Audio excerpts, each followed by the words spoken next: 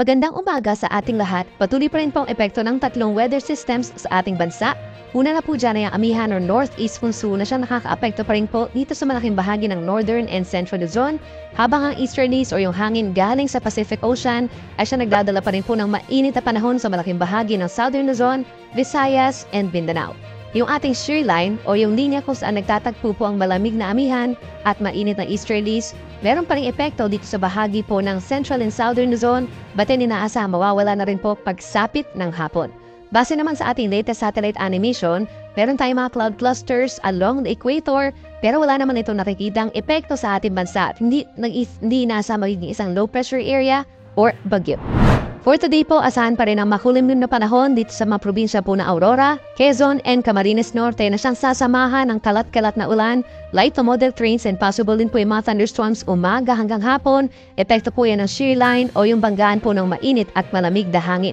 Sa ating mga kababayan naman po dito sa Norte, particularly sa Batanes at sa Cagayan, asahan din yung makulimlim na panahon na sasamahan ng may hinaulan dulot po ng northeast monsoon. Habang sa ating mga kababayan for the rest of Cagayan Valley, malaking bahagi po ng Cordillera Region, Ilocos Region, and the rest of Central Luzon, may epekto ng amihan, bahagyang maulap hanggang maulap na kalangitan na sinasamahan lamang po ng mga isolated or mga saglit na pag-ambon.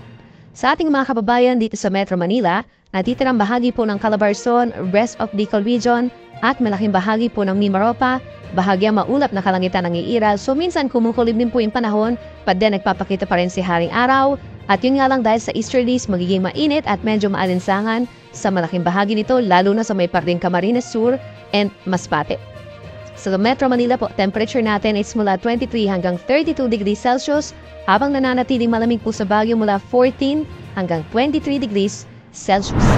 Sa ating mga kababayan po sa Palawan, mababa pa rin po ang tsansa na mga pag-ulan at iiral yung maaliwalas na kalangitan, habang dito naman po sa may Visayas, umaga pa lamang may tsansa na ng mga pag-ulan, light to moderate rains lamang po na saglit dito sa may paping southern Leyte and eastern Samar, and for the rest of Visayas is partly cloudy to cloudy skies. May tsansa rin po ng mga pulu-punong ulan pagsapit ng hapon dito sa malaking bahagi po ng Panay Island and Negros provinces. Dito sa Metro Cebu hanggang 32 degrees Celsius po yung ating temperatura, but then may mga lugar pa rin po na posible makaranas ng matinding heat index na between 38 to 39 degrees Celsius, kabilang na dyan ang Iloilo, bahagi po ng Rojas City sa Capiz, Baybay Leyte, and Catbalogan, Samar. Ang huli sa ating mga kababayan po sa Mindanao, umaga pa lamang may tsansa na ng mga kaulapan at mga may hinang ulan dito po sa may eastern sides, Dinagat Islands, Surigao del Norte, and Surigao del Sur, dahil po yan sa easterlies, and the rest of Mindanao is partly cloudy to cloudy skies, pero may chance pa rin po na magiging maaraw umaga hanggang tanghali. Pero pagsapit po ng tanghali, magiging mainit at malinsangan at ilan sa mga lugar pa rin po makaranas ng nasa 39 to 40 degrees na heat index or mararamdamang init ng katawan ay ang Zamboanga City, Cotabato City, and Davao City, and may chance din po na mga pulu-pulong pag-ulan. Temperature natin dito sa Metro Davao mula 24 hanggang 33 degrees Celsius, yan po ay actual temperature. Dahil po sa patuloy na paghina ng ating amihan, inaasahan na magiging slight to moderate seas ang malaking bahagi ng ating bansa over the weekend, but then ngayon po medyo maalon pa rin sa may northern and eastern sides of our country itong mga lugar facing the Pacific Ocean plus extreme northern Luzon hanggang 2.8 meters or halos isang palapag ng gusaling taas sa mga pag-alon. Medyo delikado pa rin po ito sa mga small sea vessels at sa mga lalo na sa ating mga kababayan na nangingisda. But in the coming days, wala naman tayong inaasahang gale warning or sea travel suspensions. At tulad yan ang nabanggit natin kanina, inaasahan yung panghina pa ng ating amihan or northeast monsoon sa susunod na 3 araw. By tomorrow, possible northern Luzon na lamang maapektuhan po nitong amihan, habang pagsapit po ng linggo, extreme northern Luzon at easterlies na sa malaking bahagi ng Luzon pagsapit po ng Lunes. Sa Metro Manila for the next 3 days, wala tayong magiging aberya, wala tayong inaasahang malalakas na mga pagulan na tuloy-tuloy. At yun nga lang po, iiral yung mainit at malinsangan at tanghali hanggang 32 degrees Celsius, but the heat index is between 36 to 38 degrees Celsius. Mababa pa rin po ang tsansa ng ulan kung meron man mga pag-ambon lamang.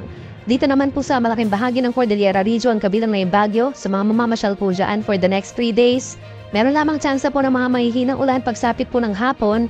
But for the rest of the day po, bahagyang maulap at minsan maaraw naman ang kalangitan.